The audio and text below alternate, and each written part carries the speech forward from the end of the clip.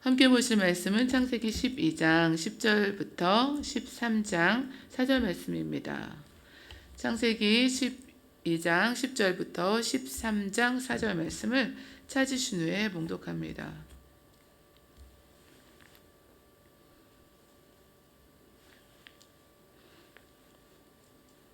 함께 봉독하겠습니다.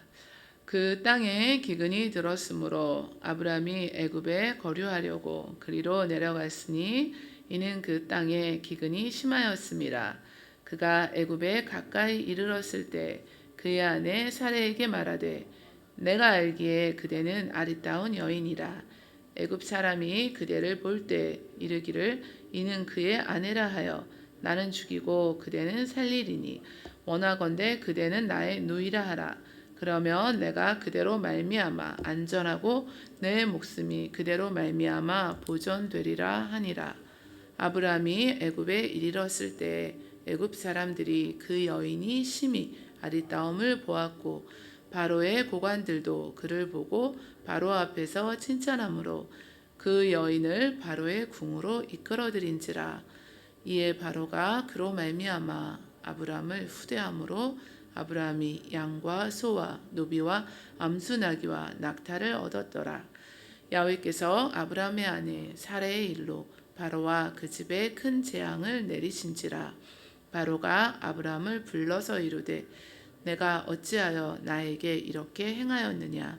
내가 어찌하여 그를 내 아내라고 내게 말하지 아니하였느냐. 내가 어찌 그를 누이라 하여 내가 그를 데려다가 아내를 삼게 하였느냐. 내 아내가 여기 있으니 이제 데려가라 하고 바로가 사람들에게 그의 일을 명하매 그들이 그와 함께 그의 아내와 그의 모든 소유를 보내었더라. 아브라함이 애굽에서 그와 그의 아내와 모든 소유와 롯과 함께 네겝으로 올라가니 아브라함에게 가축과 은과 금이 풍부하였더라. 그가 네겝에서부터 길을 떠나 베델에 이르며 베델과 아이 사이 곧 전에 장막 쳤던 곳에 이르니 그가 처음으로 제단을 쌓은 곳이라. 그가 거기서 야훼의 이름을 불렀더라. 아멘. 그 땅에 기근이 들었으므로 라는 제목인데요. 오늘 하나님 말씀 함께 나누시겠습니다. 하나님께서는 아브라함에게 너는 너의 고향과 친척과 아버지의 집을 떠나서 내가 내게 보여줄 땅으로 가라 말씀하셨고, 아브라함은 하나님의 말씀을 따라갔고 롯도 그와 함께 갔고, 아브라함이 하란을 떠날 때에 75세였습니다. 아브라함이 그의 아내 사레와 조카 롯과 하란에서 모은 모든 소유 그리고 얻은 사람들을 다 이끌고 가나안 땅으로 가려고 떠나서 마침내 가나안 땅에 들어갔습니다. 그리고 땅과 자손에 대한 약속을 주신 하나님께 제단을 쌓고 야훼의 이름을 불렀습니다. 우리는 쉬운 것 같은데요. 사실은 이처럼 하나님 한 분을 바라보고 그 말씀을 따라서 이렇게 떠나서 하나님 말씀하신 대로 이렇게 살아가는 그 아브라함의 모습이 사실은 그 상황에서는 또 어려운 일이었습니다. 그러나 오직 하나님의 그 말씀, 언약을 붙들고 그분의 말씀에 순종하고 모든 것을 뒤로하고 미지에 아직 보여주시지 않은 그 약속의 땅으로 이처럼 이주했던 아브라함의 그 신앙의 모습을 보게 됩니다. 그런데 바로 이어지는 또 10절에는 그 땅에 기근이 들었으므로 아브라함이 애굽에 거류하려고 그리로 내려갔으니 이는 그 땅에 기근이 심하였음이라 말씀을 주고 계시는데요. 그 땅에 기근이 들자 하나님의 뜻을 생각하지 않고 자신의 인간적인 그 생각대로 판단대로 행동하는 모습을 우리가 또 보게 됩니다. 이처럼 조금 전까지는 신앙인의 그 모습을 보이다가 이렇게 또 불신앙의 모습을 보이고 있습니다. 이게 단지 아브라함의 그 모습만은 아닌데요. 아브라함이 살던 이 팔레스타인 땅에는 샘이나 강이 흔치 않았습니다. 그러니까 물이 흔치가 않은 거죠. 오랜 가뭄이 닥치게 되면은 극심한 피해가 있습니다. 호주도 지금은 이제 비가 많이 와서 또 이것이 문제인데 또 간간히 저희가 가뭄 때문에 또 어려움을 겪은 일들이 있습니다. 특히 아브라함이 거주했던 이 남방 네게부 지역은 사막 지역으로 원래 땅이 거칠고 가뭄이 오게 되면 풀 한 포기마저 다 시들어서 말라버리는 지역이었습니다. 가축은 많고 유목 생활을 하던 그에게 이런 가뭄이 생존 그 자체를 위협하는 큰 위기였습니다. 그 땅에 기근이 그냥 오는 것이 아니고 심하였다고 당시 상황을 말해주고 있는데요. 이런 일이 닥치니까 그 땅에 기근이 들게 되니까 아브라함은 하나님의 뜻을 미처 따르지 못하고 약속의 땅 가나안을 떠나서 애굽으로 갔습니다. 근데 애굽에도 원래 가뭄이 있기도 하는데요. 요셉 당시에 우리 7년의 대가뭄이 있었습니다.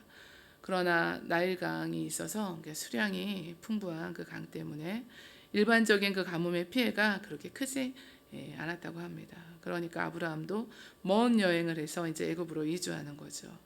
어쩔 수 없는 정말 필연적인 상황인데 그 인간적인 마음으로는 다 이해가 됩니다.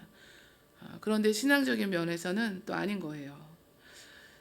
이 기근이 부딪힐 때를 이처럼 경험해 보신 적이 있나요? 저 다 있죠. 그래서 우리 아내들 이제 갈등이 있잖아요.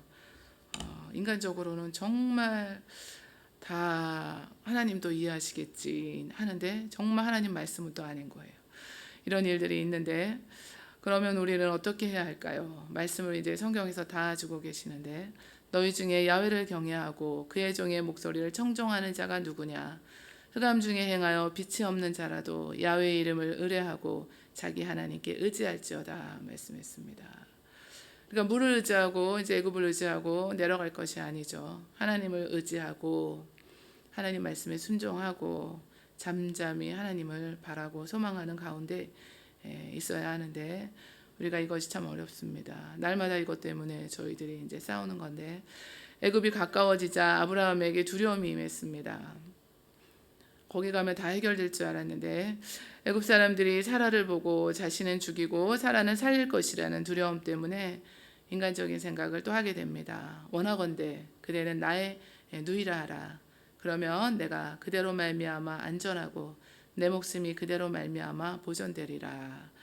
이런 생각도 이제 들어온 건데 애굽 왕 바로는 미모가 뛰어난 그 유부녀가 있어도 첩으로 삼을 때 그 남편을 죽이기도 했습니다. 그 당시에 애굽의 풍습이었으니까 두려움이 또 오게 된 것입니다. 생명의 위협 앞에 또 하나님을 의지하지 않고 또 자신의 생각대로 먼저 생각하고 또 이렇게 행동하게 됩니다. 하나님께서는 이미 약속을 다 해주셨잖아요. 아브라함에게 너로 큰 민족을 이루게 하겠다는 약속을 주셨습니다. 아직 자녀가 없는 아브라함이 이처럼 죽도록 하나님께서 내버려 두실 일은 없지 않겠습니까? 그런데 이제 이런 하나님의 말씀은 이 순간의 그 생각과 판단의 그 어려운 환경 앞에 하나님 믿지 못하게 하고 또 하나님의 약속을 또 붙들지 못하게 하는 이 상황 때문에 하나님의 그 말씀보다는 또 이제 자신의 그 어려움 앞에 또 하나님 의지하지 못하고 또 그런 인간적인 생각을 하게 됩니다. 하나님께서 아브라함을 통해서 선민이 이스라엘이 만들어지게 될 것이라는 그 약속을 해주셨고 약속을 받은 당사자였습니다. 그럼에도 불구하고 그는 가나안 땅을 임의로 떠나고 이제 자신의 아내마저 빼앗기게 됩니다. 아브라함의 이처럼 행하게 되는 그 모습들을 보면서 그의 실수를 보면서 연약한 우리의 모습을 보게 됩니다. 그러나 여기서 끝나는 것이 아니고 하나님의 사랑과 또 섭리에 대해서 많은 것을 또 생각하게 됩니다. 신앙생활이 이처럼 아브라함처럼 우리가 예수님을 믿고 신앙의 이 여정을 또 이 여행길을 가면서 여정을 하루하루 한 날 한 날 갈 때 이처럼 우리도 실수를 할 때가 있습니다. 과거에도 있었고 또 현재도 이런 일을 경험하시는 분들을 보게 됩니다. 이제 제가 아주 가까운 정말 가까운 우리 한 분이 이처럼 또 하나님이 주신 그 약속의 말씀이 있음에도 불구하고 그 하나님의 그 말씀을 다 이제 뒤로 하고 멀리 가셨다가 운전해서 한참 지방으로 가셨다가 그곳에서 이제 수개월을 지내시다가 이제 다시 이제 깨닫고 하나님의 말씀으로 또 돌이키고 하나님께 그 돌아오시는 중입니다 지금. 그래서 아침에 새벽에 운전하고 오면서 이 말씀하고 참 딱 맞다 그 생각했는데요. 하나님을 의지하지 않고 이처럼 다 해결해 줄 것 같은 그 애굽으로 가도 또 다시 이제 문제를 만나게 되고 넘어지게 되면서 또 하나님께 돌아오는 그러니까 이렇게 돌아가는 거죠. 이렇게 사실은 빨리 가는 것 같아도 하나님을 의지하지 않으면 언제든지 저희가 이렇게 돌아가고 넘어질 수가 있습니다. 거짓말도 하게 되고 또 비굴하게 아내를 누이라 하는 일도 또 이렇게 서슴없이 할 수 있는 모습이 연약한 우리의 모습입니다. 그러나 그러함에도 불구하고 또 하나님께서는 연약한 우리를 아시고 또 넘어지고 실수하고 그렇지만 또 하나님이 다시 택해 주시고 한번 택하신 아브라함을 또 하나님께서 강권적으로 구출하시고 구원하시며 더욱 큰 축복으로 인도하시는 하나님의 큰 은혜와 능력을 보게 됩니다. 전능하신 하나님께서는 그 당시에 이 절대 권력을 가진 바로에게 역사하셔서 유랑자에 불과한 아브라함을 다 구해주시고 또 재산까지 이렇게 얹어주시면서 이렇게 인도해 가시는 그 하나님의 모습 앞에 그는 한층 더 성숙한 신앙을 이제 갖게 되었을 것입니다. 다윗의 고백과 같은 그 고백을 했을 것 같은데요. 그러나 주여 주는 긍휼히 여기시며 은혜를 베푸시며 노하기를 더디하시며 인자와 진실이 풍성하신 하나님이십니다. 이런 고백을 드렸을 것 같아요. 하나님의 길이 참으심과 은혜가 얼마나 깊고 넓은 것인지 깨닫게 해주는 사건들이라고 말할 수 있습니다. 아브라함은 계속해서 하나님의 뜻과는 상관없는 자신이 원하고 바라는 대로 자기 길을 가려고 하지만 그러면서 실수하고 넘어지지만 하나님은 또다시 그 가운데서 역사하시고 일으켜주시고 다시 하나님께로 또 인도해 주시는 것입니다. 우리들은 때때로 이처럼 흔들리고 때때로 넘어져서 여기가 좋사오니 하고 내 길을 가려고 하지만 모든 그 인생길 가운데 그 모든 일이 하나님의 인도하심이 있습니다. 그래서 하나님께서는 택하신 하나님의 자녀를 또다시 하나님의 은혜를 주셔서 부르시고 또 다시 하나님이 지켜주시고 다시 하나님이 주신 사명을 붙들게 하시고 이처럼 하나님 세워주시는 것입니다. 너희를 부르시는 이는 미쁘시니 그가 또한 이루시리라 말씀해 주셨습니다.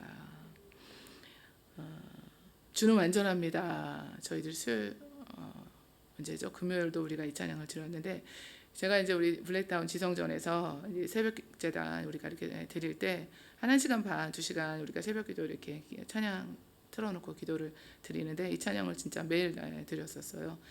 제가 드린 건 아니고 그 찬송가 같이 이렇게 우리가 들으면서 기도하잖아요. 그 내용 가운데 은혜가 되는 내용이 있습니다.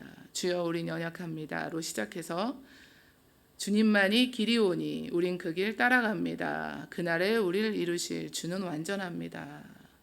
그러니까 우리가 주님만이 길입니다 생각하고 원웨이십니다. 그래서 내 길을 자꾸 찾으려고 하니까 이게 안 되는 거예요. 그래서 오직 주님만이 내 길이다 생각하시고 그냥 그 길을 따라가시다 보면은 좋을 텐데 우리는 이제 그렇게 하라고 말씀을 주신 거죠. 오늘도 혹시 우리가 이렇게 멀리 갔다가 다시 하나님 그 가운데 실수를 경험하셨을지라도 우리는 다시 새벽에 이제 이렇게 돌아오시는 우리 그 한 분처럼 다시 하나님께로 돌아오시는 그 귀한 은혜가 있기를 원합니다. 아브라함이 가나안으로 귀향하여 베델로 돌아와서 다시 단을 쌓고 이제 신앙을 또 회복해 가는데요. 그가 네게브에서부터 길을 떠나 베델에 이르며 베델과 아이 사이 고천에 장막 쳤던 곳에 이르니 그가 처음으로 제단을 쌓은 곳이라 그가 거기서 야훼 이름을 불렀더라라고 말씀합니다. 애굽에서 돌아와서 당시 가나안 사람들이 거주하는 베델과 이 아이를 피해서 그 사이에 장막을 쳤습니다. 그러니까 아브라함의 신앙의 모습이 이제 회복되는 것을 저희가 알 수 있습니다. 애굽으로 내려갈 때만 해도 이 어려움 때문에 인간적인 이 방법으로 해결해 보려고 사람들이 많이 거주하는 이 왕이 사는 이 도시를 택해서 갔지만 이제 애굽에서 하나님의 크고 그 놀라우신 은혜, 연약하고 실수해서 넘어지는 자신을 이처럼 또 다시 돌이켜 하나님의 그 사명의 땅, 약속의 땅으로 돌이킬 수 있는 은혜를 주신 그 하나님의 은혜를 또 체험하고 가나안 땅으로 와서는 사람들의 그 많이 사는 밀집해 있는 곳이 아닌 이 변경 지역에 거주지를 정하려고 했던 곳입니다. 제단을 쌓으면서 이렇게 또 하나님의 이름을 부른 곳이 그곳이었는데요. 그곳에 다시 돌아왔을 때 그의 그 마음은 어땠을까요? 정말 하나님께 더 성숙한 그 신앙을 가지게 됐겠죠. 비록 인간적인 실수는 있었지만 그것이 돌이켜 보면은 신앙을 더 굳건하게 세우는 더 성숙한 하나님을 경험하는 시간으로 하나님께서 인도해 주셨습니다. 동일하게 단을 쌓고 야훼 이름을 불렀습니다. 단은 희생 제사를 드리는 장소를 나타내는데요. 홍수에 노아도 단을 쌓고 희생제물을 바쳤고 이삭과 야곱도 브엘세바와 또 베델에서 하나님께 단을 쌓았습니다. 신앙의 선진들, 신앙의 인물들이 그래서 하나님께 희생 제사를 드리면서 하나님께 대한 자신의 신앙을 이처럼 표현했습니다. 그러니까 당시 그 문화 가운데는 하나님께 드리는 최고의 그 경배 행위였습니다. 하나님께서는 믿음의 조상들의 신앙을 이어가도록 이 희생 제사를 어떻게 드리는지 또 이 규례들을 다 세워 주셨는데요. 그러나 저와 여러분들은 오늘을 사는 우리들은 예수 그리스도께서 자신을 희생 제물로 삼아 단번에 드리셔서 우리의 모든 죄를 사해 주셨습니다. 깨끗하게 하셨는데요.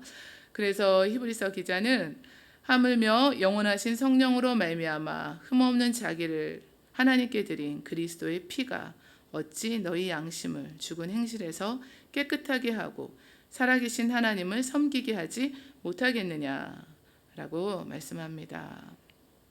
가나안 땅을 주신다는 하나님의 약속을 믿지 않고 귀근을 만나서 애굽으로 내려가고 또 자신의 아내를 누이라고 속이고 그 모든 죄들을 아마 회개했을 것입니다.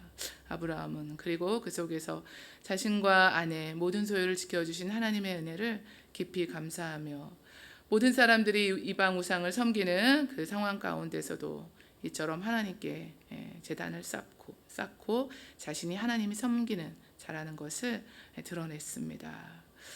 그래서 아브라함의 그 믿음의 조상인 아브라함의 그 모든 신앙 여정 가운데 우리가 오늘을 또 사는 우리들이 교훈받는 것은 실수가 없었다는 것이 아니라 그러함에도 불구하고 자신의 그 모습을 깨닫고 하나님께 돌아와 하나님을 의지하고 또 믿음을 회복하고 그 전보다 더 한 걸음 하나님께 나아가고 더 깊어진 그 신앙을 가지고 나갔다는 것입니다.